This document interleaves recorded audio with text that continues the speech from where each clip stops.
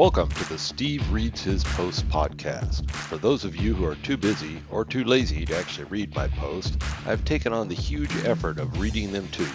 Enjoy. The last nail in the on-premise coffin. The Conona Virus is having many different effects on the world. Most are negative, but there are some that may actually be positive. For example, with workers being asked to work from home at an unprecedented rate, and that will no doubt go higher, one major point of failure will be on-premise-based solutions. Let's unpack this. Remote workers. Looking from the balcony of my downtown apartment, my view is dominated by office buildings. They are full of financial services firms, law firms, professional services firms of all kinds. Most of these office spaces consist of executive offices, conference rooms, kitchens, and cubicle farms. With the exception of decor choices, they're all very similar. Recent events have led many of these firms to voluntarily yet reluctantly allow many of their people who work in these spaces to work from home, temporarily. It does seem like an unnecessary risk to pack all of those people in elevators a few times a day just so they can sit in their cubes. In many places, this has already been mandated, and the list of those places will continue to grow. I see a couple of eventual outcomes from this. First, many companies who believed that virtual workers was not an option for their business will realize that they were wrong. Over time, they will adapt to remote workers and become efficient out of necessity. In the meantime, they will continue making expensive office lease payments for unused space, shining a bright light on that recurring cost. When current events pass, I foresee many companies will continue with the remote worker concept. Now is probably not a good time to invest in Class A office space. First mover advantage. For those companies who had previously transitioned to cloud-based productivity and business solutions, this move to a remote workforce will be much simpler. But for those companies with on-premise infrastructure, there will be challenges. Even those who had VPN solutions in place for occasional remote access will find their systems woefully inadequate for full-time use by the majority of their people. In addition, their IT staff will be overwhelmed by the new demands. I expect there to be shortages of VPN-related hardware and equipment as companies frantically try to upfit to meet these new requirements. In addition, security and compliance requirements are not going to be waived. This will be particularly acute for those whose on-premise systems are actually on their premises. What happens when their physical access to their server rooms becomes limited? Their peers who previously made the transition to cloud are going to look as smart as they are going to look stupid. There will be some Monday morning quarterbacking going on. The credibility of IT will be in question as their past reluctance to move to the cloud will suddenly become a huge issue for their business. In some cases, some may not even be able to work properly and compete in a time when it is the most important to be able to do so. Cloud is the new toilet paper. We're already seeing the wave. Every customer who had been talking to us about moving to the cloud is now wanting to execute on that immediately. Some out of necessity because of reasons I explained above, and others who are seeing this as a good time to make a disruptive move like migrations and be prepared when current events pass.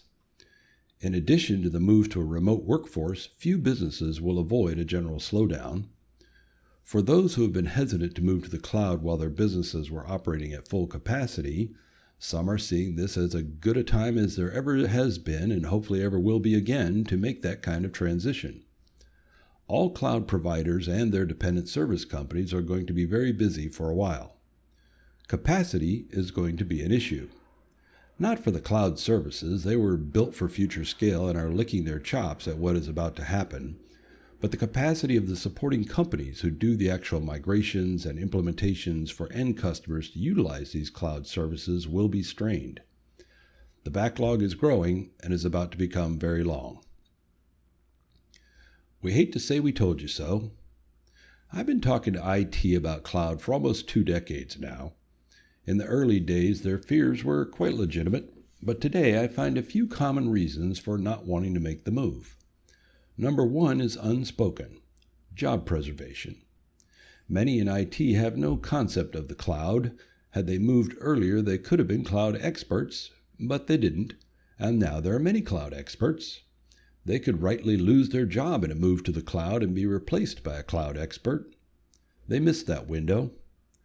This number one reason has led to many other supporting excuses: compliance, security, etc., all of which have been overcome for quite a while now.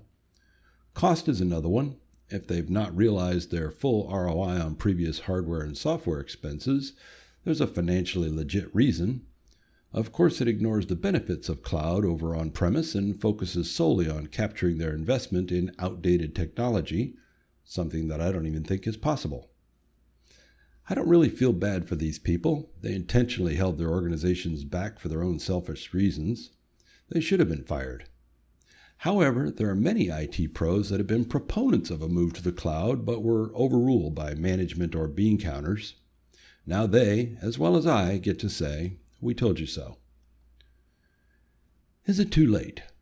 My first thought is that it will never be too late, but I could be wrong. The situation is fluid and changing rapidly. What comes after mandating that your workforce has to work from home? Maybe padlocks on the doors? Maybe shutting power to unoccupied floors where your servers may sit?